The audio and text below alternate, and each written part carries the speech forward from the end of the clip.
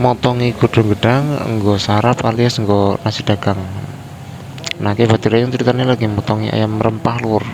Ayam rempahnya ceritanya dadi ki ayam bumbu kayak is pokoknya campuran lur, rempah-rempah kayak lengkuas sana kunyite sana ketembang lah pokoknya. Lagi ceritanya lagi tetes ke dalam tingkat kematangan ke sempurna purung. Ngonek kurang sempurna ya berarti ki emang kudu di mikro lur. Di mikro minimal semenit atau 2 menit supaya ayamnya bener-bener matang sempurna lur. Soalnya nek orang matang kan otomatis jenengan kan orang belum permangan juga ya lur ya. Nah guys yang keloro ana maning lur chicken chop lur. Iya para baik kawan yang kalau pelet paha. Cuma nek chicken chop kan kayak tepung chicken nih lur, beda kayak Megia ireng ya.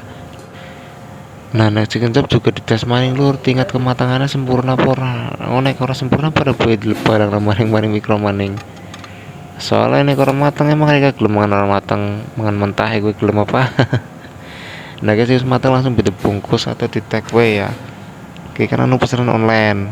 Tadi ya anu gampang-gampang angel lah itu tok. Nah kebetulan guys yang sedikit sampai matang juga gerita tuang maning kayak mau kayak. Nah next yang bungkus-bungkus biasanya pesanannya online lur.